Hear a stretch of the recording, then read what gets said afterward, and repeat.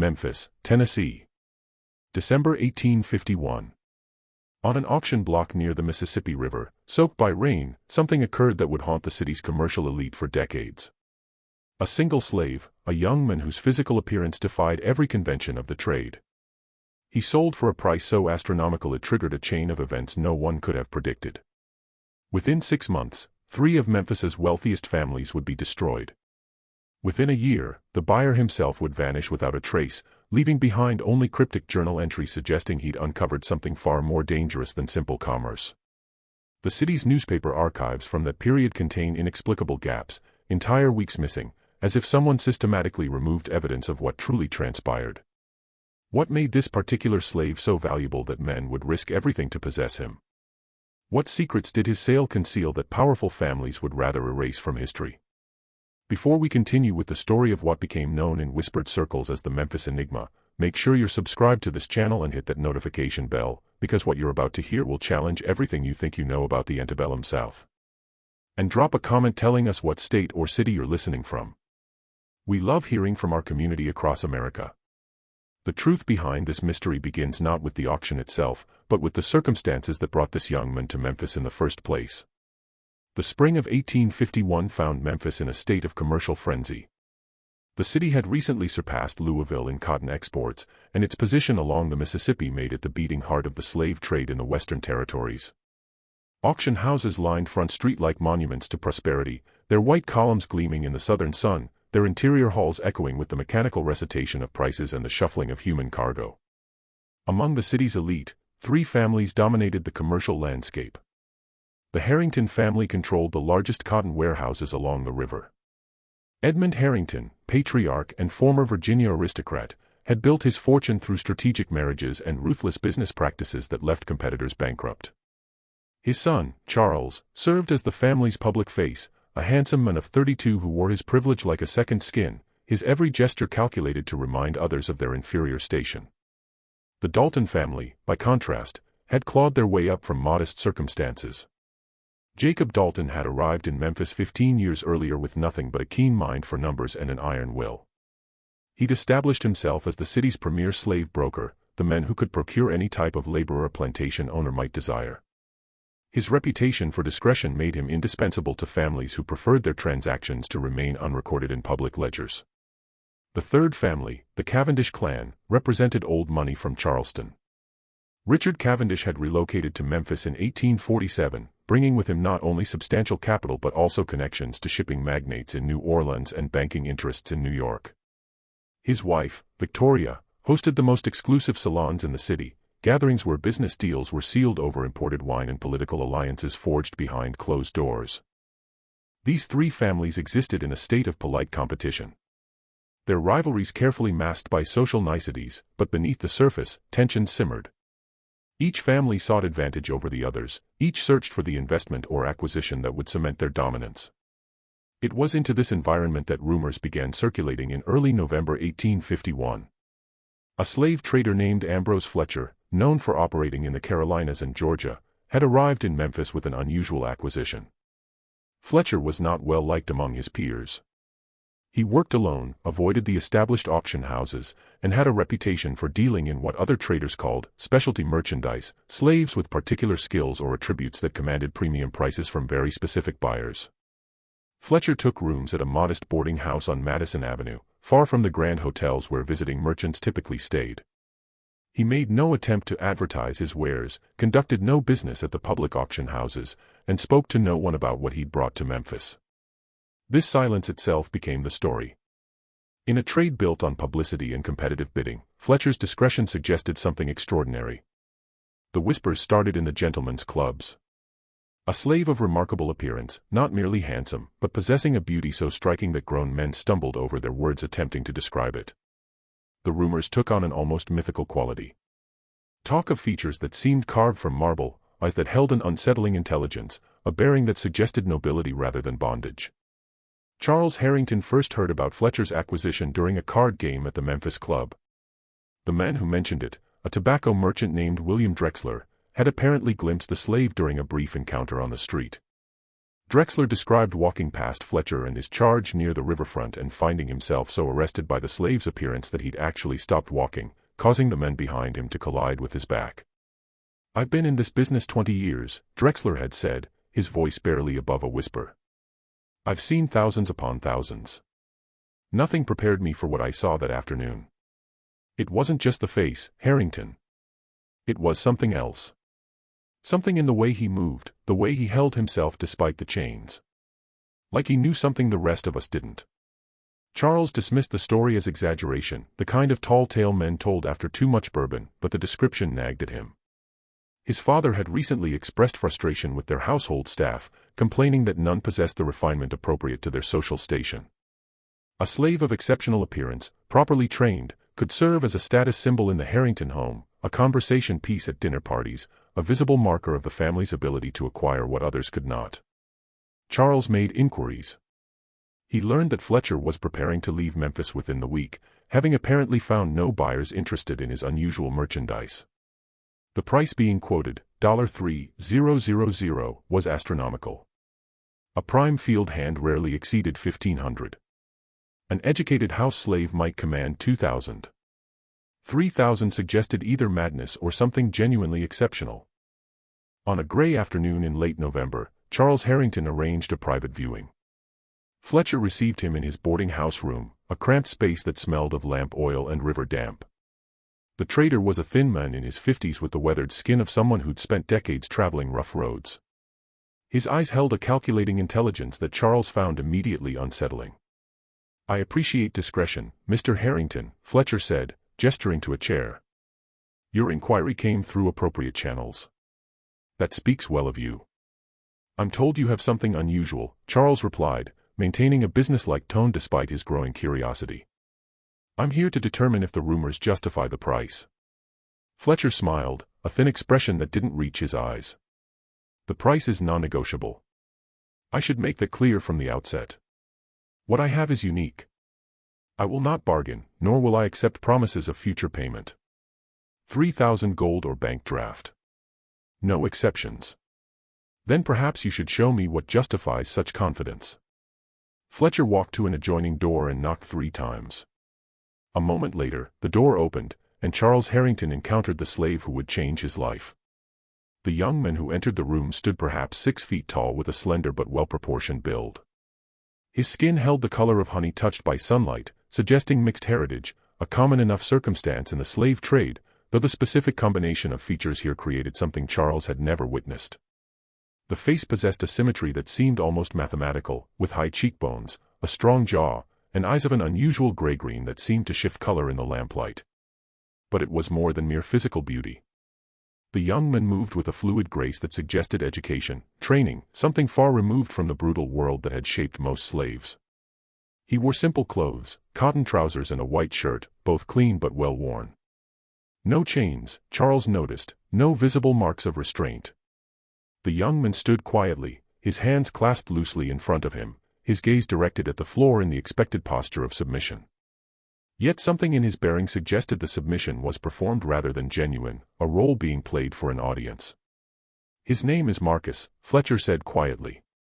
23 years old, born in Virginia, educated in a manner I'm not at liberty to discuss. He reads and writes fluently in English and French. He has training in household management, bookkeeping, and music. He has never worked in the fields, never been subjected to harsh labor. His skin is unmarked, his health excellent. Charles circled the young man slowly, examining him as he would a piece of sculpture. Marcus remained motionless, his eyes still downcast, but Charles felt an almost electric awareness emanating from him, as though every nerve in the slave's body tracked his movement. "Let me see your hands," Charles said. Marcus raised his hands, palms up. The fingers were long and uncalloused, the nails neatly trimmed. Definitely not a field worker. The hands of someone who'd handled delicate objects, perhaps musical instruments or fine papers. "Look at me," Charles commanded. Marcus raised his eyes, and Charles felt a strange jolt of recognition, though he'd never seen this person before in his life. The eyes held intelligence, certainly, but also something else. A weariness, perhaps. Or calculation. For just a moment, Charles had the unsettling feeling that he was being evaluated rather than evaluating. Why hasn't he sold? Charles asked Fletcher, breaking his gaze away from the slave. If he's everything you claim, why are you still in Memphis? Someone should have snapped him up immediately. Fletcher's expression darkened slightly. The men in this city lack vision. They see a pretty face and assume he's been kept as a pleasure slave. That he's damaged goods. They're wrong. But their prejudice has worked in your favor. You'll have the opportunity they were too foolish to take. What's his history? I need to know what I'm buying. His history is complicated. He was raised in a household that valued education, employed for years as a personal secretary. The family fell into financial difficulty and was forced to liquidate assets. I acquired him legitimately, with proper documentation. Everything is legal and transferable. Something in Fletcher's tone suggested there was more to the story, details being deliberately omitted. Charles considered pressing the matter, but his mind was already racing ahead. The Dalton family had recently acquired a pair of twin house slaves, sisters who served as an exotic curiosity at their dinner parties. The Cavendish family employed a slave who could play piano and serve as entertainment during their famous salons. But this was something entirely different. A male slave of such striking appearance and obvious refinement would make Charles the envy of Memphis society. I'll need documentation, Charles said. Proof of ownership, transfer papers, everything legally required. Of course. Everything is prepared. The question is whether you're prepared to meet my price. Charles studied Marcus one more time. The young man had returned his gaze to the floor, his posture unchanged. Yet Charles sensed a tension in him, as though he were a coiled spring waiting for release. What thoughts moved behind those unusual eyes? What did he think of this transaction, of being examined like livestock? The question surprised Charles. He'd bought and sold dozens of slaves over the years and never once considered their interior lives. 3,000, Charles said finally. I'll have the bank draft prepared. We'll complete the transaction tomorrow at my attorney's office. Fletcher nodded, satisfaction evident in his expression. Tomorrow, then. 2 o'clock. Bring the draft, and I'll bring the papers. Mr. Harrington, you've made an excellent decision. Marcus will serve you well. As Charles left the boarding house, he felt a strange mixture of excitement and unease. He'd just committed to the largest single purchase he'd ever made without his father's consultation. Edmund Harrington would be furious at first, but once he saw Marcus, once he understood the social advantage this acquisition represented, his anger would transform into approval.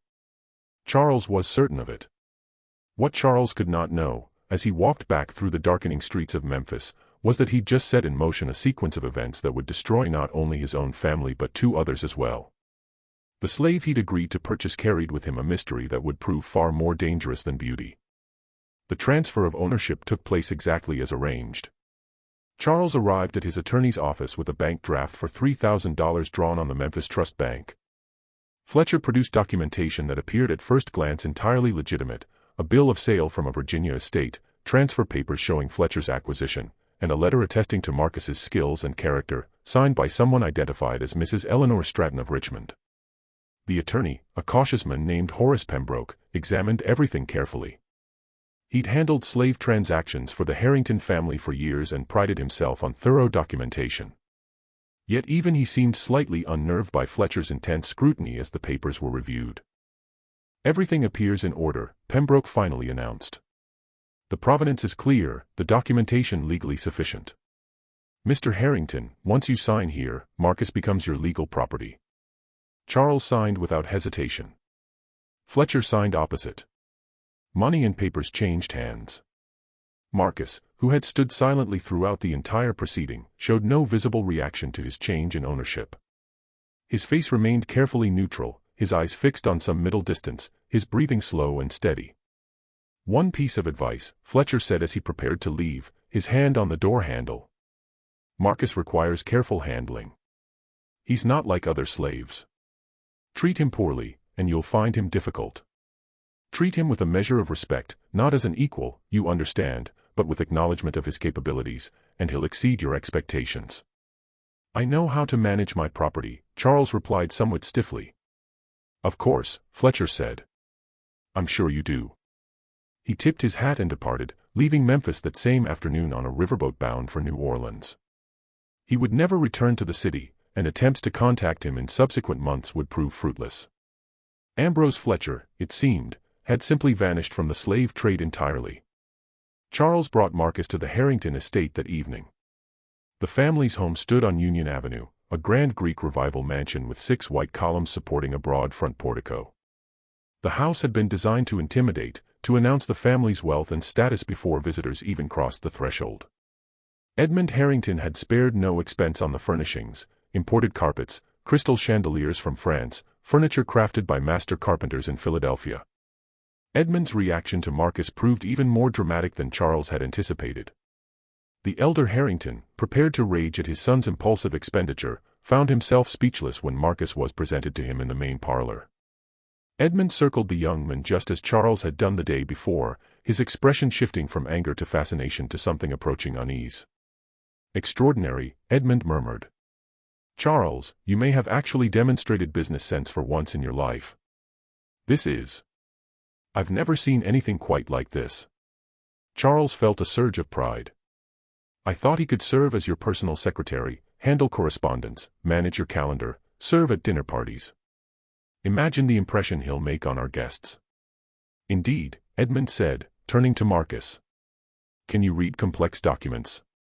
Legal papers? Financial statements?"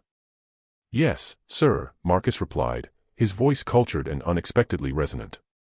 "I've handled such materials extensively in previous service. We'll put that to the test tomorrow. Charles, have him quartered in the East Wing, the room adjacent to my study. I want him readily available." The decision to place Marcus in such proximity to the family's private quarters raised eyebrows among the household staff. The Harringtons employed 16 slaves, kitchen workers, field hands for their property outside the city, house servants, and a coachman. All were quartered either in the basement or in separate buildings behind the main house. To give this newcomer a room in the East Wing, mere feet from Edmund's personal study and just down the hall from Charles's own bedroom, suggested a status unlike anything the other slaves had experienced. The head housekeeper, an older woman named Bess who'd served the Harrington family for 20 years, expressed her concerns to Charles that first evening. "It ain't right," she said bluntly. "Putting him up there with the family. The others are already talking. They don't know what to make of him." "He's not like the others," Charles replied. "He's educated, refined. Father wants him close for business purposes." Bess shook her head but said nothing more. She'd learned long ago that objecting too strenuously to the Harringtons' decisions led nowhere good. Marcus adapted to the household with remarkable speed. Within days, he'd mastered Edmund's schedule, organized years of disorganized correspondence, and demonstrated an ability to anticipate needs before they were voiced. He moved through the house with quiet efficiency, always present when needed but never intrusive. At dinner parties, he served with a grace that made other servants appear clumsy by comparison, and guests invariably commented on his appearance.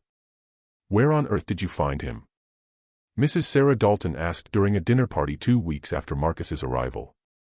She'd been unable to take her eyes off the young man since entering the house. "He's absolutely magnificent." "A fortunate acquisition," Edmund replied, clearly pleased by her reaction. "One must know where to look for quality." Victoria Cavendish, seated across the table, watched Marcus with narrowed eyes. "He seems almost too refined for bondage. One might mistake him for a gentleman, given proper clothes." "Appearances can be cultivated," Edmund said smoothly. "Training and education produce remarkable results when applied to suitable material." But privately, Edmund shared some of Victoria's unease. Marcus's refinement seemed innate rather than trained. His movements, his speech patterns, even the way he held a book when reading, all suggested someone raised with privilege rather than someone taught to mimic it. Where had Fletcher truly acquired him? Who was Mrs. Eleanor Stratton of Richmond, and why would such a person have owned a slave like Marcus? Edmund began making discreet inquiries. He wrote to contacts in Richmond asking about the Stratton family and any recent slave sales from Virginia estates. The responses, when they came weeks later, only deepened the mystery. No one knew of a Mrs. Eleanor Stratton. The signature on Marcus's documentation appeared to be genuine, the handwriting consistent throughout multiple documents, but the person herself seemed not to exist in Richmond's social registry. Meanwhile, Charles found himself increasingly fascinated by Marcus in ways that troubled him. It wasn't merely the young man's appearance, though that remained startling no matter how many times Charles saw him. It was the sense of intelligence behind those gray-green eyes, the feeling that Marcus observed and understood far more than he revealed. Charles began creating excuses to interact with him, asking questions about his past that Marcus answered with careful vagueness. "Where did you learn French?" Charles asked one afternoon, having discovered Marcus reading a French novel in his room. "My previous employer valued languages," Marcus replied, his tone neutral. "I was taught as a child." "That's unusual. Most slaveholders don't bother educating their property so extensively." "My situation was unusual." "In what way?" Marcus hesitated. A flicker of something, pain, anger, crossed his face before his expression returned to its usual careful neutrality. "Perhaps it's better left in the past, Mr. Harrington." But Charles couldn't leave it in the past. He found himself thinking about Marcus at odd hours, wondering about the life that had shaped such a person. Had he known freedom? Had he been torn from some better circumstance? The questions felt dangerous, implying a humanity in Marcus that Charles had been raised to deny in slaves. The other household slaves maintained a cautious distance from Marcus. They recognized his elevated status but also sensed something unsettling about him. Bess confided to the cook that Marcus made her nervous. "He watches everything," she said. "Sees everything. Never says much, but you can tell he's thinking. I swear, sometimes I catch him looking at Mr. Edmund or Mr. Charles with something in his eyes. I don't know, something that ain't fear, that's for certain." The cook, a woman named Judith, nodded agreement. "That man's got secrets. Mark my words, secrets we probably don't want to know." They were more correct than they realized. On a cold evening in early January 1852, approximately 6 weeks after Marcus's arrival, Jacob Dalton paid an unexpected visit to the Harrington estate. He arrived without prior notice, his carriage pulling up to the front portico just as the family finished dinner. Edmund received him in his study, curious about what would prompt such an unusual call. Dalton was a stout man with a red face and intense eyes that suggested either brilliance or madness, depending on context. He entered the study in an agitated state, declining Edmund's offer of brandy and getting straight to the point. "I want to buy your new slave," Dalton announced without preamble. The young man, Marcus. "Name your price." Edmund blinked in surprise. "He's not for sale, Jacob. I just acquired him. I'll give you 5,000. That's nearly double what you paid." "How do you even know what I paid?" Dalton waved his hand dismissively. "I make it my business to know these things." 5,000, Edmund. Think about it. That's an extraordinary profit for 6 weeks of ownership. The answer is no. Marcus has proven invaluable to my business operations. He's far more useful than 5,000. Dalton's face reddened further. 6,000, then. That's my final offer. Jacob, even if I were inclined to sell, which I'm not, why on earth would you pay such an absurd price? What possible use could he be to you that would justify such an expenditure? For a long moment, Dalton stared at Edmund without speaking.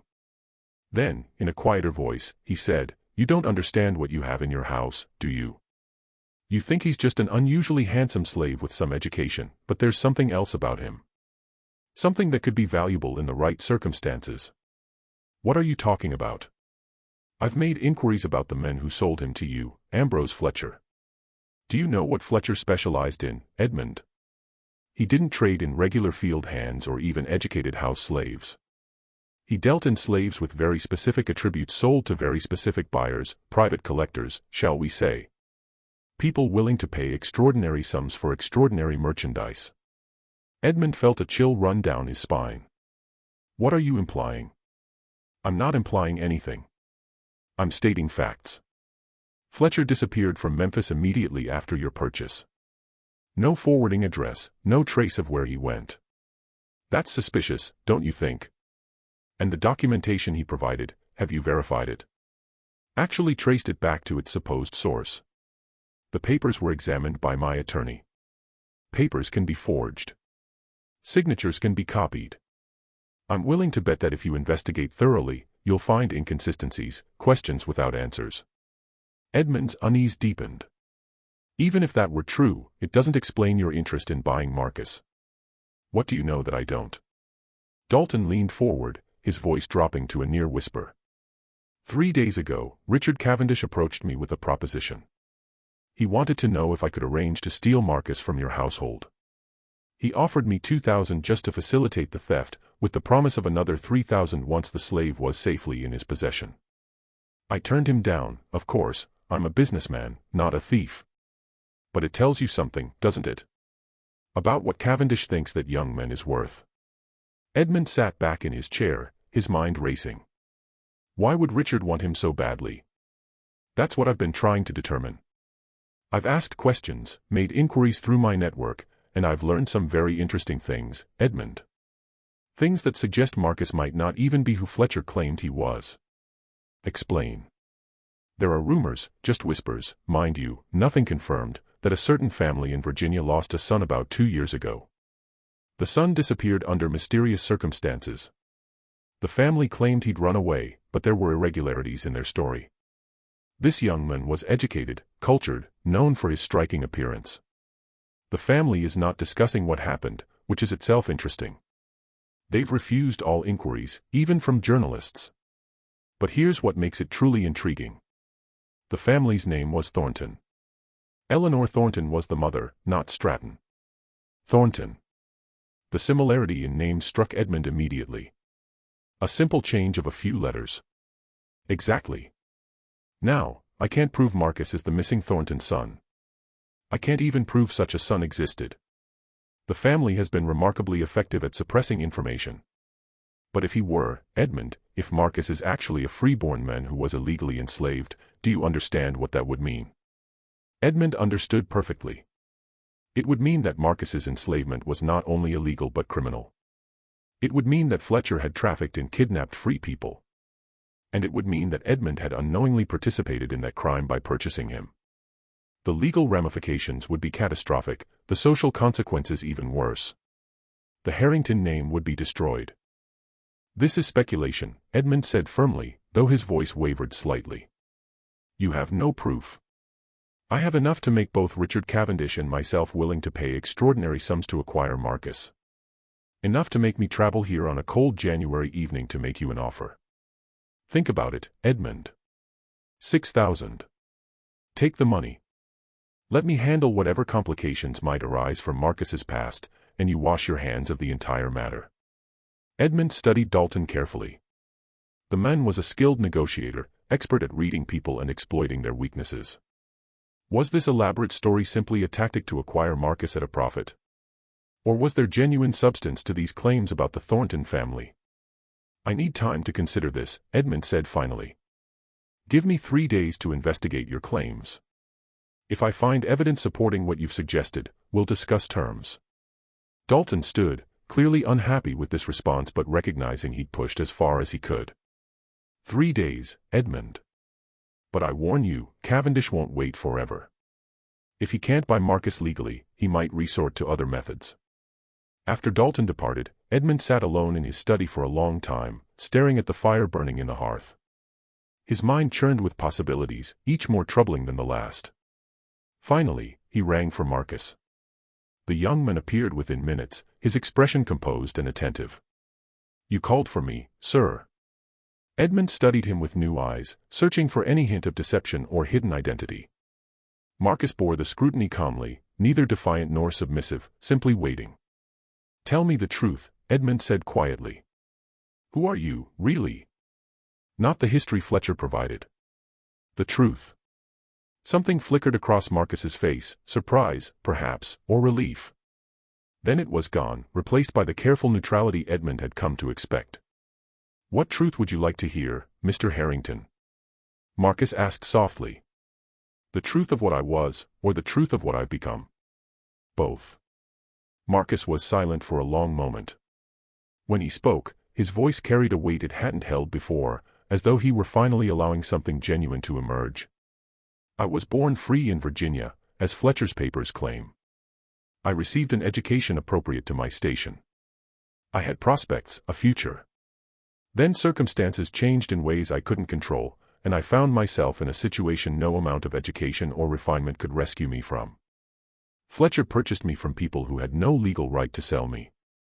He knew this. He didn't care. He saw an opportunity to profit from someone else's tragedy, and he took it. The Thornton family, Edmund said. Marcus's eyes widened slightly. You've been making inquiries. Jacob Dalton was just here. He told me things. Are you Eleanor Thornton's son? I was. The simple past tense of that statement carried enormous weight. Edmund felt his world tilting. He'd spent $3,000 on a freeborn man. Had enslaved someone illegally. Had committed a crime that could destroy his entire family. Why didn't you say anything? Edmund demanded, anger rising. Why didn't you protest when Fletcher sold you to me? Why didn't you speak up at the attorney's office? Marcus's expression hardened. And say what, exactly? Who would have believed me?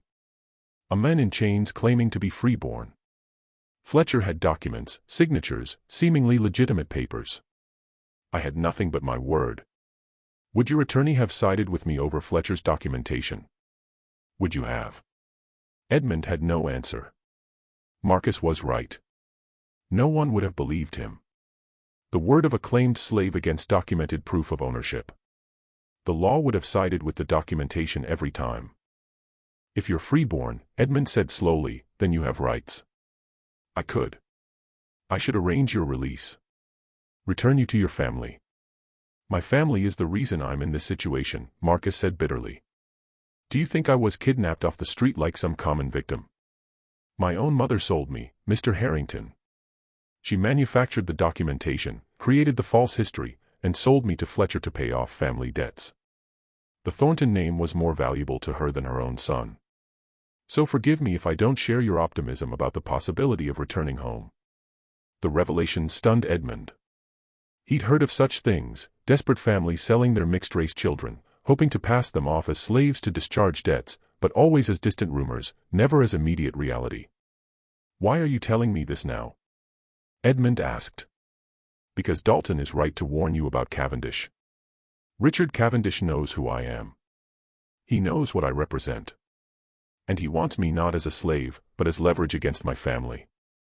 The Thorntons may have disowned me, but they still fear exposure. Cavendish has been trying to blackmail them for months. If he acquires me, he'll use me to extract far more than $6,000 from my mother. He'll bleed the Thornton fortune dry, then expose the scandal anyway, just for the pleasure of destroying them. Edmund's mind reeled. How do you know this? Because I'm not deaf, Mr. Harrington. I hear conversations in this house. I observe who visits and why. I've pieced together information from fragments of overheard discussions. Cavendish has been planning this for some time. Dalton's offer tonight wasn't generosity. It was an attempt to outmaneuver Cavendish before Cavendish makes his move. Then what should I do? Marcus smiled, but there was no humor in it. That depends on what kind of man you are. You could sell me to Dalton and profit handsomely. You could sell me to Cavendish and profit even more, though at greater moral cost. Or you could do something neither man expects, which is, you could help me disappear. The suggestion hung in the air between them. Edmund stared at Marcus, seeing not a slave but a young man trapped by circumstances beyond his control, yet still fighting to survive with whatever tools remained to him. If I help you, Edmund said slowly, I'll make enemies of both Dalton and Cavendish. They won't forgive what they'll see as betrayal. No, they won't. But if you sell me to either of them, you'll never know a moment's peace. The truth will come out eventually. It always does. And when it does, you'll be implicated in a scandal that will destroy your family's reputation just as surely as it would destroy mine. At least if I disappear, you can claim ignorance. Say I ran away, that you were as deceived by Fletcher as anyone else. Edmund considered the options before him. Each path led to risk. Each choice carried consequences. But Marcus was right about one thing: the truth had a way of emerging, no matter how deeply buried. Better to act now while he still had some control over the situation than to wait for disaster to arrive on his doorstep. 3 days, Edmund said finally. That's what I told Dalton. In 3 days, you'll disappear. I'll provide money and documentation to help you reach the north. In return, you'll never contact me again. Never reveal what you know about this family. Never speak of your time in this house. Agreed. And Marcus, or whatever your real name is. Marcus is my real name. Marcus Thornton. Whatever else was taken from me, they couldn't take that. Marcus, then. If I discover you betrayed this confidence, if you try to use what you know against me, I'll spend every resource I have hunting you down. Do we understand each other? Perfectly. They shook hands, master and slave, making a deal that upended everything such a relationship was supposed to represent. Edmund felt the firmness of Marcus's grip, the equal strength meeting his own, and realized this was perhaps the first truly honest interaction they'd had since Marcus arrived in his household.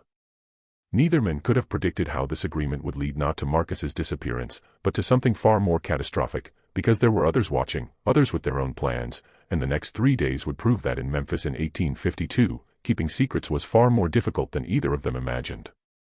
The following morning, Charles Harrington noticed an immediate change in his father's demeanor. Edmund was distracted during breakfast, barely touching his food, his eyes constantly drifting toward the doorway as if expecting someone to burst through at any moment. When Charles asked if something was wrong, Edmund simply shook his head and muttered something about business concerns. Marcus served at the table as always, his movements efficient and unremarkable. To Charles's eye, nothing seemed different about the young man. Yet there was something, a tension in the air, a feeling that the ordinary surface of their morning routine concealed currents Charles couldn't quite identify. After breakfast, Edmund called Charles into his study and closed the door, an unusual precaution in their own home. "What do you know about Richard Cavendish's financial situation?" Edmund asked without preamble. Charles frowned at the unexpected question. "The Cavendish family? They're wealthy, obviously. Old Charleston money, shipping interests. Why? Has Cavendish approached you recently? Made any unusual offers or inquiries?" "No, father." "What's this about?" Edmund paced to the window, staring out at the front grounds. "Last night, Jacob Dalton came here with an extraordinary offer. He wanted to buy Marcus for $6,000. When I refused, he told me Richard Cavendish had approached him about stealing Marcus. Offered $5,000 total to facilitate the theft." Charles felt his stomach tighten. Stealing him? Why would Cavendish want him that badly? "That's what we need to determine. I want you to make inquiries, discreetly. Find out what you can about Cavendish's recent activities, who he's been meeting with, whether he's had financial troubles. Any information that might explain his behavior. Can you do that?" "Of course. But father, shouldn't we simply ask Marcus? If someone wants to steal him, surely he deserves to know." Edmund turned from the window, his expression unreadable. "Marcus knows more than enough already. Just get me the information, Charles. We don't have much time." Charles left the study confused and increasingly worried. His father's behavior suggested something far more serious than a simple business rivalry. And the mention of time running out, what deadline were they facing? He spent the day making careful inquiries among his social circle, gradually piecing together information about Richard Cavendish's recent activities. What emerged was troubling. Cavendish, it seemed, had been spending well beyond his apparent means for the past year. He'd purchased property in New Orleans, invested heavily in a steamboat venture that subsequently failed, and been seen gambling at the Memphis club with stakes that suggested either great wealth or great desperation. His wife, Victoria, had cancelled her famous salons, citing health concerns, though rumors suggested the real reason was financial embarrassment. More intriguingly, Cavendish had been making frequent trips to Virginia and back over the past several months. The purpose of these trips remained unclear, but one of Charles's contacts mentioned seeing Cavendish in Richmond in November, just weeks before Marcus arrived in Memphis. Charles reported his findings to Edmund that evening. His father listened intently, occasionally nodding as pieces of a puzzle apparently fell into place. "Richmond, in November," Edmund murmured. "That's interesting." "Why? What does it mean?" "It means Cavendish may have known about Marcus before I even purchased him. He may have been in Virginia investigating Marcus's background, learning about the Thornton family." "What Thornton family?" Father, you're not making sense. Edmund hesitated, clearly weighing how much to reveal. Finally, he said, Marcus isn't who Fletcher claimed he was. His real name is Marcus Thornton. He was born free in Virginia, illegally enslaved by his own family to pay debts, and sold through Fletcher to me. If that information became public, it would create a scandal that could destroy multiple families, including ours. Charles sat down heavily, stunned by this revelation. How long have you known this? Since last night. Marcus told me after Dalton left. And now Cavendish is circling like a vulture, trying to acquire Marcus for reasons that likely have nothing to do with household service and everything to do with blackmail or extortion. What are we going to do? I've made arrangements with Marcus. In 2 more days, he'll disappear. We'll claim he ran away. Neither Dalton nor Cavendish will be able to acquire him, and will be free of this entire situation. Charles should have felt relief at this plan. Instead, he felt an unexpected sense of loss. Despite the complications Marcus represented, despite the danger his presence brought, Charles had grown accustomed to having him in the house. More than accustomed, he'd found himself looking forward to their brief interactions, to the moments when Marcus's careful facade slipped and revealed glimpses of the intelligent, complex person beneath. Does Marcus want to disappear? Charles asked quietly. Edmund looked at him sharply. What he wants is irrelevant. This is the only solution that protects everyone involved. It protects us. I'm not sure it protects him. Where will he go? How will he survive as a fugitive slave? He won't be caught. I'm providing him with documentation and funds. He's clever enough to make his way north. Now stop questioning my decisions and focus on helping me ensure the next 2 days pass without incident.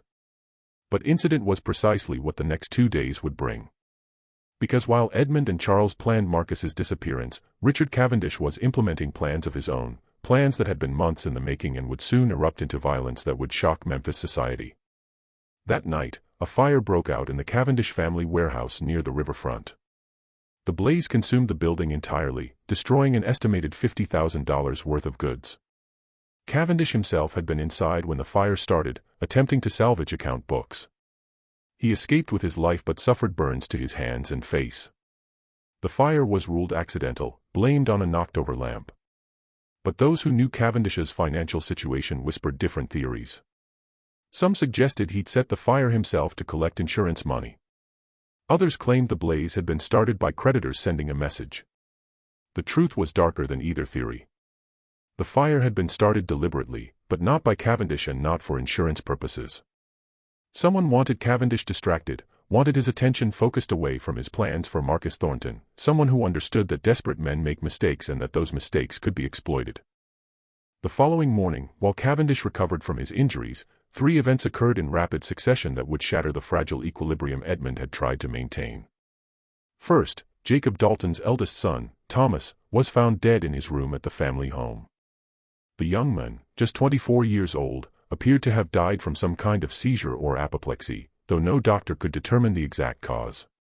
His body showed no signs of trauma, no indication of poison, nothing that explained why a healthy young man would simply stop breathing in the middle of the night. Second, Victoria Cavendish arrived at the Harrington estate, demanding to see Marcus. She was ushered into the front parlor where she paced like a caged animal, her usual social grace entirely abandoned. When Edmund arrived to receive her, she dispensed with all pleasantries. "I know what you're planning," she said without preamble. "You're going to help him escape. Don't bother denying it. Richard had someone watching your house. We know about the late-night conversation with your son, the quiet preparations. You think you can spirit him away before we can act. Mrs. Cavendish, I don't know what your husband told you, don't patronize me, Edmund. I know exactly what Marcus Thornton represents. I know what my husband intended to do with him. And I know what you stand to lose if certain information becomes public. So let me make this very simple. Give Marcus to me right now. I'll pay you $4,000 more than you paid Fletcher. In return, you'll never hear about this situation again. Your husband tried to have him stolen. Why should I trust any Cavendish offer?" Victoria's expression hardened. Richard's warehouse burning was no accident. Someone wanted to prevent him from taking action. Someone who understood that with Marcus's help, Richard could have extracted enough money from the Thornton family to resolve all our financial difficulties. Now my husband lies injured, his business destroyed, and I'm left to salvage what I can. Give me Marcus, and I promise you on my family's name that whatever secrets he carries die with him. The implied threat in that last phrase was unmistakable. Edmund felt ice in his veins. Are you suggesting? I'm suggesting nothing. I'm simply stating facts. Some problems can only be solved permanently. Some loose ends can only be cut, not tied. Now, will you accept my offer? Before Edmund could respond, Charles burst into the parlor, his face pale. Father, you need to come quickly. It's Marcus. He's gone. Edmund and Victoria rushed to follow Charles through the house. They found Marcus's room empty. The bed made. No sign of struggle or hurried departure. Everything was in order except for one detail: Marcus himself had vanished. When did you last see him? Edmund demanded. Less than an hour ago, Charles replied. He served breakfast, then came upstairs. I assumed he was in his room preparing for the day, but when I went to find him, he was simply gone. Edmund's mind raced. Had Marcus decided not to wait for their planned escape? Had he overheard Victoria's visit and fled in fear? Or had something else happened, something none of them had anticipated? Victoria's expression had transformed from anger to calculation. He can't have gone far. Not in broad daylight, not without preparation. Search the grounds. Check with your other slaves. See if anyone saw anything. Don't tell me what to do in my own house, Edmund snapped. Then do it yourself. That young man represents a fortune to whoever finds him first. Do you really want it to be someone other than us? The third event that morning emerged from that search. One of the stable hands, when questioned, reported seeing a carriage arrive at the back entrance of the estate just after dawn. He thought it was a delivery, hadn't paid much attention, but now that he considered it more carefully, the carriage had the markings of the Dalton family, a distinctive blue stripe along the side panels. Dalton, Edmund breathed. That bastard didn't wait for my answer. He took him. But Edmund was wrong. Jacob Dalton had not taken Marcus. Jacob Dalton, at that very moment, was arranging his son's funeral, too grief-stricken to think about business or schemes. The carriage the stable hand had seen did belong to the Dalton family, but it had been hired by someone else, someone who'd been maneuvering behind all the competing interests, waiting for the perfect moment to act. The person who had taken Marcus understood something none of the others did, that the young man's value wasn't in his appearance or his potential for blackmail. His value lay in what he knew, what he'd observed during his weeks in the Harrington household, and what he could reveal about the interconnected scandals that linked three of Memphis's most powerful families. By the time Edmund, Charles, and Victoria realized Marcus hadn't simply run away, that he'd been deliberately taken by someone with a specific agenda, he was already 10 miles outside Memphis, bound for a destination none of them could have predicted. The disappearance of Marcus Thornton triggered a chain reaction through Memphis's elite society that would later be described in hushed tones as the darkest scandal the city had ever witnessed. But that understanding would only come later. In the immediate aftermath of his vanishing, confusion reigned. Edmund Harrington's first instinct was to contact the authorities and report a runaway slave. But Victoria Cavendish's icy stare stopped him before he could send for the sheriff. Think carefully, she said. Once you involve the law, everything becomes public record. Questions will be asked about Marcus's background, his purchase, Fletcher's documentation. Is that really what you want? Edmund hesitated. She was right. Official involvement meant official scrutiny, and scrutiny would expose the irregularities in Marcus's acquisition. Better to handle this privately through channels that wouldn't create permanent records. Then what do you suggest? Edmund asked. We pool our resources. You, my family, and the Daltons. We all have reasons to want Marcus found. We hire private investigators, slave catchers if necessary. We find him before anyone else does, and then we resolve the situation. Charles, listening to this exchange, felt his unease deepen. Resolve? How, exactly? Victoria turned her cold gaze on him. However necessary, Mr. Harrington. This is not a time for squeamishness. Over the next 2 days, a private search was organized. Edmund contacted Jacob Dalton, who despite his grief over Thomas's death recognized the urgency of the situation. The two men, along with Richard Cavendish, still recovering from his burns but determined to be involved, pooled resources and hired a notorious slave catcher named Silas Ketch, a man known for his success in recovering runaways and his complete lack of scruples about methods. Ketch listened to their descriptions of Marcus with interest that seemed more than professional. When shown a daguerreotype that Charles had commissioned weeks earlier, a portrait of Marcus that Charles had claimed was for household records, Ketch studied it intently. "Unusual face," Ketch observed. "The kind people remember. That'll make finding him easier, assuming he's still in the area. But gentlemen, I have to ask, is there anything else I should know about this particular slave? Anything that might affect how I conduct the search?" The three men exchanged glances.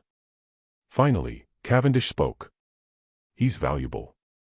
Very valuable, worth far more than his purchase price. We need him returned unharmed, and with discretion regarding his whereabouts during his absence." Ketch's eyes narrowed. "Discretion costs extra. And if this boy is as valuable as you say, I'll need guarantees about payment. Say 2,000 on delivery." 1,000, Edmund countered. "Plus expenses. 1,500, and we have a deal." They agreed to Ketch's terms. The slave catcher departed to begin his work, leaving the three families to wait and worry. But even as Ketch began his search, other forces were moving in Memphis, forces none of them understood. Thomas Dalton's sudden death was followed 2 days later by another unexpected fatality. One of Richard Cavendish's business partners, a cotton factor named William Drexler, the same man who'd first told Charles about Marcus's extraordinary appearance, collapsed during a business lunch. He died before a doctor could reach him, apparently from heart failure, though he'd been in perfect health that morning. 2 deaths in 4 days, both of young, healthy men connected to the Marcus Thornton situation. Some might call it coincidence. Others began to whisper about something darker. The whispers grew louder when Silas Ketch returned to Memphis 1 week after beginning his search. The slave catcher looked haggard, as though he'd aged years and days. He gathered the three men in Edmund Harrington's study and delivered a report that left them stunned. "I found your slave," Ketch said without preamble. "Or rather, I found where he'd been taken. There's a property about 15 miles northeast of here. An old plantation that was supposedly abandoned after the previous owner died. Except it's not abandoned. Someone's been using it as a base of operations, and that someone has been watching all of you for months." "Watching us?" Cavendish demanded. "Who?" "That's where things get complicated. The person who took Marcus is a woman. I didn't get her name. She was gone before I could investigate thoroughly. But I found documents in that house, gentlemen. Letters, financial records, personal correspondence.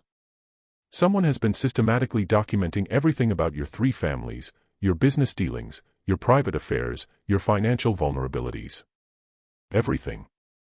Edmund felt cold sweat break out across his back. "What kind of documents?" "Records of illegal slave purchases.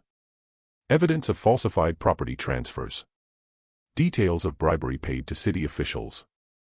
Documentation of business deals that violated federal trade laws. Gentlemen, whoever compiled this information has enough evidence to destroy all three of your families simultaneously." "Where's Marcus?" Dalton asked, his voice strangled. "Gone. They cleared out maybe 2 days before I arrived. But they left one thing behind, a message specifically addressed to the three of you." Ketch produced a sealed envelope from his coat. Edmund took it with shaking hands and broke the seal. Inside was a single sheet of paper with elegant handwriting. "Gentlemen, by now you've realized that Marcus Thornton is no longer within your reach. You've also realized that your private affairs are no longer private. I have documentation of crimes sufficient to see all three of you imprisoned, your families bankrupted, your names destroyed forever. You may wonder why I would gather such information. The answer is simple. You were all complicit in what happened to my son. Jacob Dalton, you sold him to Fletcher knowing full well the documentation was fraudulent.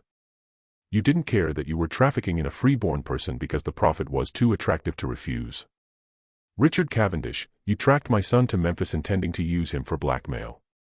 You planned to extract money from me under threat of exposing what I'd done, then exposed the truth anyway, simply for the pleasure of destroying what remained of my family's reputation. Edmund Harrington, you purchased my son knowing something was wrong with the transaction, knowing the price was too high, knowing the documentation seemed suspicious. You didn't care because you wanted the status symbol he represented. All three of you saw a vulnerable young man and saw only opportunity. None of you saw a human being. None of you considered the damage you were doing. Now you will pay for that lack of consideration. I could destroy you all immediately.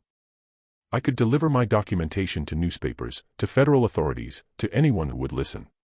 But that would be too quick, too merciful. Instead, I'm going to give you a choice.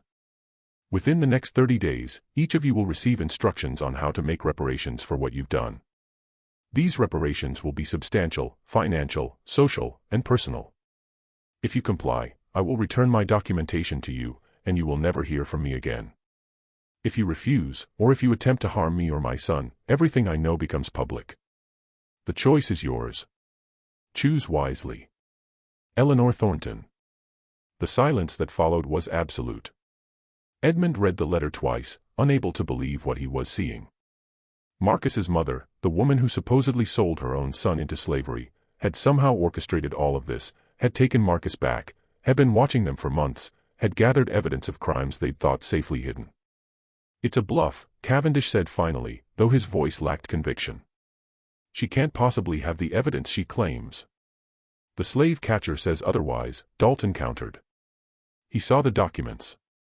Are you willing to gamble your entire family's future on the assumption she's lying? What I want to know, Edmund said quietly, is how she did this. How did one woman orchestrate something so complex? The burned warehouse, the deaths, the timing of everything. It's too coordinated for one person. She had help, Ketch said. There were signs of multiple people using that property. I'd guess at least 3 or 4 individuals working together. One of them might have been Marcus himself, if he wasn't actually kidnapped, but went willingly once he realized his mother was trying to rescue him. The implication struck them all simultaneously. Marcus hadn't been a passive victim in any of this. He'd been gathering information from inside the Harrington household, observing their business dealings, learning their vulnerabilities. His seeming compliance, his perfect service, it had all been an act, a cover while he fed information to his mother. That intelligent bastard, Edmund muttered, almost admiringly despite his fury.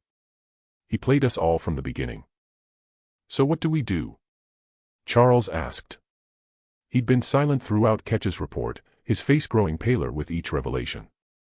Now he looked between the 3 older men, searching for answers. Do we comply with her demands? Absolutely not, Cavendish said immediately. We don't negotiate with extortionists. We find her, we find Marcus, and we silence them both permanently. And how do you propose we do that? Edmund asked. She's clearly anticipated every move we might make. She had an escape plan ready before Ketch even began his search. For all we know, she and Marcus are already in another state, beyond our reach. Then we hire people to track them down.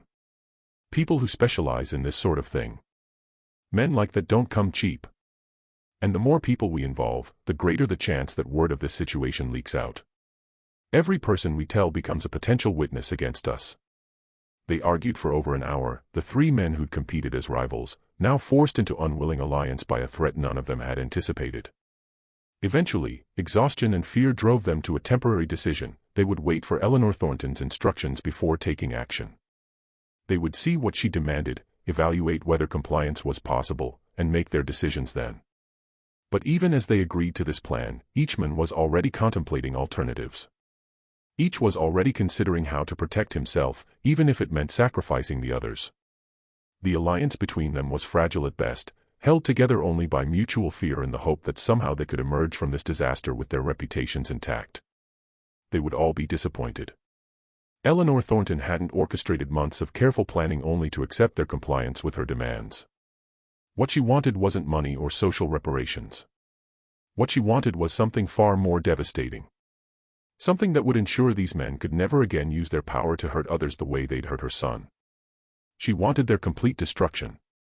Eleanor Thornton's instructions arrived exactly 1 week later, delivered to each household by anonymous courier. The letters were identical in structure but personalized in their demands, each one designed to strike at the specific vulnerabilities of its recipient. Jacob Dalton received his letter first, delivered to his home on a gray morning, still heavy with grief over Thomas's death. The instructions were precise. He was to write a detailed confession of his role in trafficking Marcus Thornton, acknowledging that he'd knowingly sold a freeborn man into slavery. This confession was to be notarized and delivered to an address in Nashville within 15 days. Additionally, he was to pay $15,000, the sum Eleanor calculated he'd earned from illegal slave transactions over the previous 5 years, into a fund for supporting formerly enslaved people seeking education and employment. If he complied, the evidence against him would be destroyed. If he refused, copies of his business ledgers would be sent to federal authorities, along with documentation that would reveal at least a dozen instances of illegal slave trading, any one of which carried a potential prison sentence. Dalton read the letter in his study, his hands trembling. The demands were impossible. A written confession would destroy him, even if the federal charges were avoided. His business, his reputation, his family's standing, all would be ruined. And $15,000 represented a significant portion of his liquid assets. Compliance would bankrupt him financially and socially, but non-compliance would see him in prison. He sat in his study for hours, the letter in front of him, weighing impossible choices.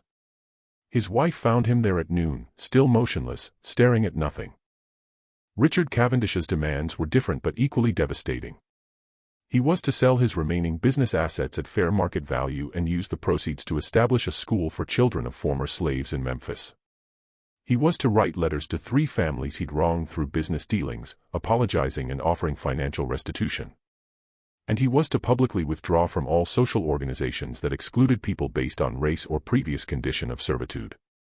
The social suicide these actions represented would be absolute. Cavendish would become a pariah among his former peers, his reputation destroyed, his family's social standing obliterated.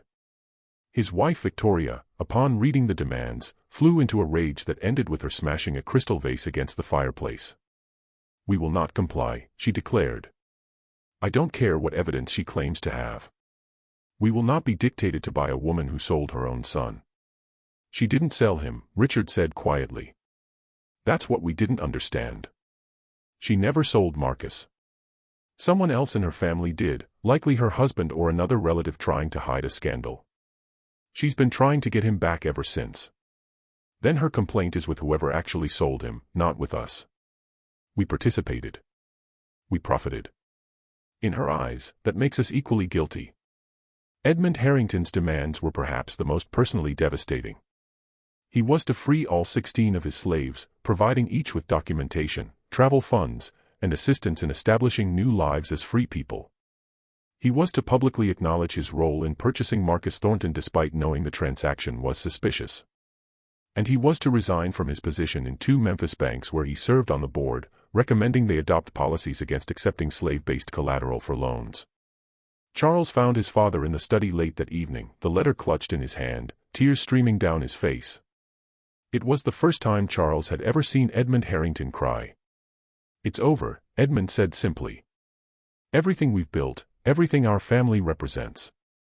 She's demanding we dismantle it all, piece by piece." "Then we fight," Charles said. "We hire lawyers, investigators. We find her before the 30 days expire. She's too smart for that. She's been planning this for months, maybe longer. Every move we might make, she's already anticipated." And Charles, Edmund looked up at his son with devastated eyes. "The worst part is that she's right about all of it. We did participate in something monstrous. We did value property over humanity. We justified it by saying it was legal, it was accepted, it was just business. But that doesn't make it right." This was dangerous thinking, Charles realized. His father was accepting Eleanor's moral framework, which meant he was already halfway to compliance, and compliance would destroy their family as surely as exposure. "We need to meet," Charles said. "All 3 families. We need to present a united front, determine our response together." The meeting took place 2 days later, held at the Harrington estate after dark to avoid observation. Jacob Dalton arrived looking haggard, having apparently slept little since receiving his letter. Richard Cavendish appeared slightly better composed, though Victoria's presence indicated she'd taken control of their family's response. Edmund and Charles represented the Harrington interests. They gathered in Edmund's study, the five of them arranged in chairs around the fireplace like conspirators, which, Charles reflected grimly, they essentially were. "We need to find her," Victoria declared, taking command of the discussion. "Whatever it costs, whatever it takes." This situation ends when Eleanor Thornton and her son are eliminated as threats. "You're talking about murder," Edmund said flatly. "I'm talking about survival. She's given us an impossible choice: destroy ourselves through compliance, or be destroyed through exposure. I'm proposing a third option: remove her ability to destroy us." "And how do you propose we do that?" Dalton asked. "We don't know where she is. We don't know who's helping her. For all we know, she's already made copies of all her evidence and distributed them to trusted associates. Killing her might only accelerate our exposure. Then we need to find out. We need to hire people who can track her down and determine the full extent of her preparations before we take action." Charles listened to this discussion with growing horror. They were calmly debating murder as though it were a business strategy. He'd known his family's wealth was built on morally questionable foundations, that was simply the nature of their world. But this was different. This was planning violence against a woman whose only crime was trying to save her son. "There's another option," Charles said, interrupting Victoria's strategic planning. "We could comply with her demands." The other four stared at him as if he'd lost his mind. "Are you insane?" Victoria demanded. "Compliance destroys us just as surely as exposure." "Maybe that's appropriate," Charles said quietly. "Maybe we deserve to be destroyed." "Charles," Edmund began. "No, hear me out. Everything Eleanor Thornton accused us of is true. We did participate in trafficking a freeborn man. We did value property over humanity. We did commit crimes in pursuit of profit. Maybe the appropriate response isn't to compound those crimes with more violence, but to accept responsibility for what we've done." "Noble sentiments," Cavendish said coldly. "But nobility doesn't feed your family or preserve your name. The real world requires pragmatism, not philosophical hand-wringing." "The real world is changing," Charles countered. "There's increasing pressure against slavery in the North. Federal tensions over the Fugitive Slave Act. What happens in the next few years if the abolitionists gain more power? What happens if slavery itself becomes illegal? All the evidence Eleanor gathered would still exist, still be usable against us. Compliance at least ends this threat." "Your son makes a valid point," Dalton said thoughtfully. "The political landscape is shifting. Perhaps compliance, as devastating as it would be, is the safest long-term strategy." "Absolutely not," Victoria snapped. "We fight. We find her. We end this threat permanently." The meeting dissolved into argument, the temporary alliance fracturing under pressure. Eventually, with nothing resolved, the families departed to make their own decisions. The fragile unity that fear had created shattered, leaving each family to face Eleanor's demands alone. Over the next week, each family made their choice. Jacob Dalton, weakened by grief over Thomas's death and unable to face the prospect of prison, began preparing his confession. He liquidated assets, withdrew funds from his accounts, and set about complying with Eleanor's demands. The process would ruin him financially and socially, but at least he would remain free. Richard and Victoria Cavendish took the opposite approach. They hired private investigators, bounty hunters, and men whose skill sets included violence. They poured money into finding Eleanor Thornton, determined to eliminate the threat she represented before the 30-day deadline expired. Edmund and Charles Harrington found themselves caught between these extremes. Unable to agree on a course of action, Edmund leaned toward compliance, his moral certainty shaken by recent events. Charles, despite his speech at the meeting, found himself torn between his father's guilt and a more practical recognition that compliance would destroy everything their family had built over generations. The deadline was 20 days away when everything changed again. Because Eleanor Thornton hadn't been idle during this period. She'd been watching their responses, evaluating their choices, and preparing her final move, the one that would determine the ultimate fate of everyone involved in this tangled scandal. On a cold morning in February 1852, with 12 days remaining until Eleanor Thornton's deadline, Memphis awoke to discover that Jacob Dalton had hanged himself in his study. His wife found him at dawn, his body suspended from a ceiling beam, a note pinned to his chest. The note was brief: I cannot live with what I've done. God forgive me for the lives I've destroyed in pursuit of profit. The suicide shocked Memphis society. Dalton had been a controversial figure but a respected businessman. His death by his own hand suggested disgrace of a magnitude that set tongues wagging throughout the city. What had he done that drove him to such despair? What secrets had he been hiding? The whispers intensified when 2 days later, Richard Cavendish's body was discovered in a hotel room in Nashville. Official reports listed the cause of death as heart failure, but those who saw the body noted strange bruising around his neck and evidence that he'd been in a violent struggle before death. The Nashville authorities ruled it natural causes. Cavendish's known health problems from his warehouse burns provided convenient explanation. But rumors persisted. 2 men dead within days of each other, both connected to the Marcus Thornton situation. The pattern was impossible to ignore.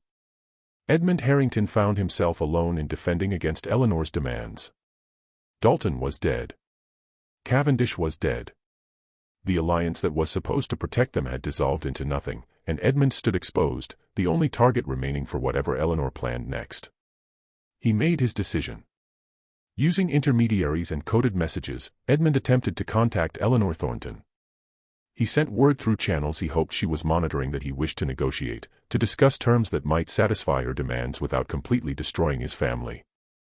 To his surprise, he received a response within days. A meeting was arranged at a neutral location, a small church outside Memphis deserted during weekdays. Edmund arrived with Charles, both men armed but hoping violence wouldn't be necessary. Eleanor Thornton was waiting for them in the empty sanctuary. She was a woman in her late 40s, elegantly dressed, with a bearing that suggested refined education and considerable strength of character. Marcus stood beside her, and seeing him again, Edmund felt a strange mixture of anger, respect, and regret.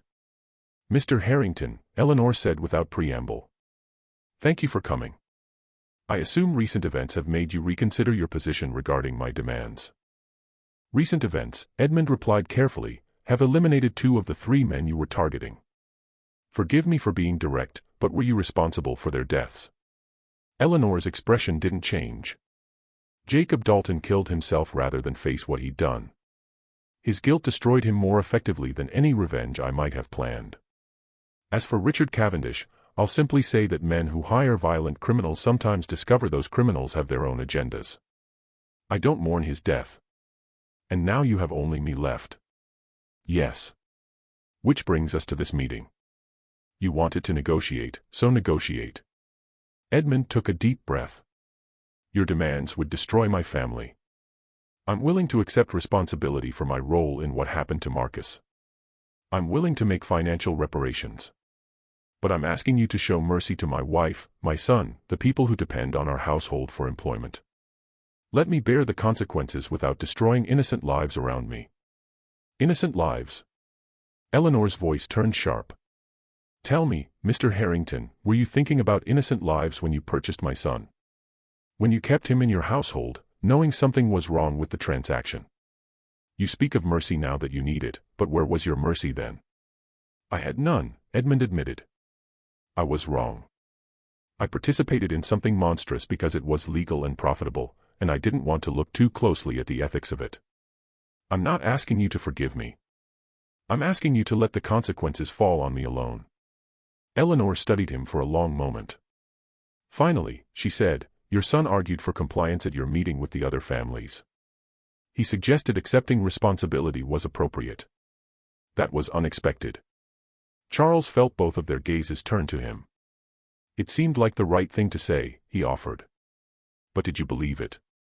Or were you simply playing to your father's guilt, trying to manipulate his decision?" The question struck Charles like a physical blow because it was precisely accurate. He'd been playing both sides, arguing for compliance to his father while privately hoping for a solution that wouldn't require such devastating sacrifice. "I don't know what I believe anymore," Charles admitted.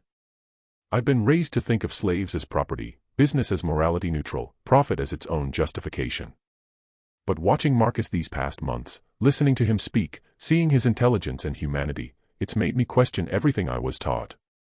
I don't know if compliance is right or if it's simply performative guilt.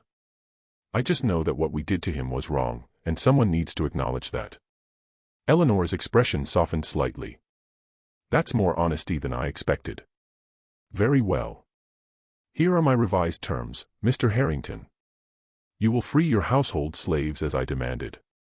You will provide them with documentation and resources to establish new lives. You will resign from the bank boards. But I won't require public acknowledgement of your role in purchasing Marcus. That was a concession to your plea for mercy. And in return, my documentation of your crimes remains sealed. You and your family can rebuild your reputation, though it will take years and considerable effort. You'll be diminished, but not destroyed. What about Marcus? Charles asked. What happens to him? Eleanor glanced at her son, who'd remained silent throughout the entire exchange. When Marcus spoke, his voice carried weight earned through suffering. I'm going north, Marcus said. To Boston, eventually. My mother has contacts there, people who can help me establish a new identity and a life free from this nightmare. I'll study law, maybe become an advocate for others caught in similar situations. I'll use what happened to me to help prevent it from happening to others. That's admirable, Edmund said quietly. Don't mistake my plans for forgiveness, Marcus replied, his tone hardening. I'll never forgive what you did, what any of you did. But I can choose to use my experience for something constructive rather than letting it destroy me the way guilt destroyed Mr. Dalton. That's not mercy to you. That's survival for me. The four of them stood in the empty church, the weight of recent events heavy in the air between them. Finally, Edmund nodded his acceptance of Eleanor's terms. I'll begin freeing the slaves tomorrow. You'll have your compliance within the week. See that I do. Because if you fail to meet these terms, Mr. Harrington, I still have my documentation. I can still destroy you. This is mercy, but mercy extended only once. Don't make me regret it. They parted ways that afternoon. Eleanor and Marcus departed Memphis, heading north toward new lives and uncertain futures. Edmund and Charles returned home to begin the painful process of dismantling the foundations of their family's wealth and position. The scandal that emerged over the following months was substantial but manageable. The Harrington family freed their slaves, provided them with documentation and funds, and withdrew from prominent social positions. Rumors circulated about financial difficulties and business reversals, but without concrete details, the gossip eventually faded. Within 2 years, the Harrington name had lost its luster but not been entirely destroyed. They became a second-tier family, respectable but no longer elite. The fate of the Dalton and Cavendish families was less kind. Jacob Dalton's suicide revealed financial irregularities that led to seizure of assets by creditors. The Dalton family scattered, some moving to other cities to escape the shame.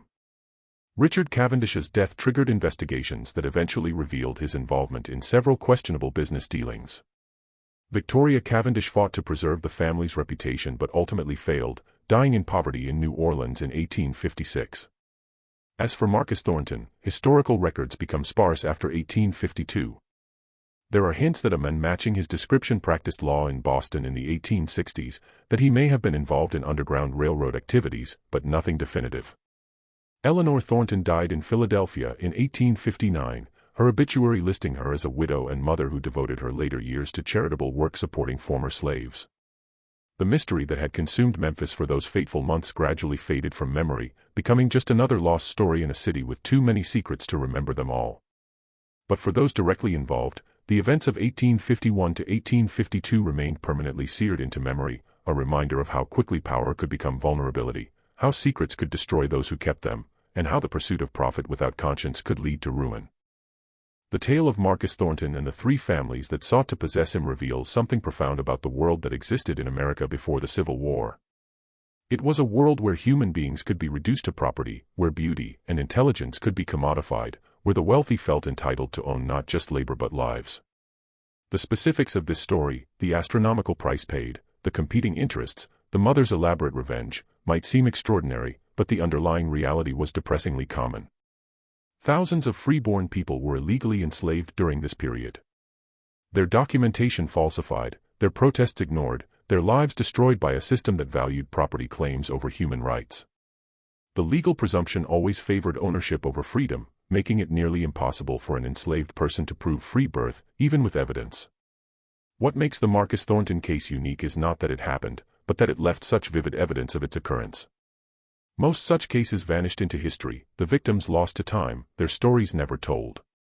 That this particular story survived even in fragmentary form, even with gaps in the historical record, speaks to the determination of those involved to document what transpired, to ensure that truth outlasted the power structures that tried to suppress it. The files that Eleanor Thornton compiled, the evidence she gathered, presumably still exist somewhere in archives or private collections. But even if the physical documentation has been lost, the pattern she exposed remains relevant. The intersection of beauty, commerce, power, and conscience that defined Marcus's story continues to echo through American history.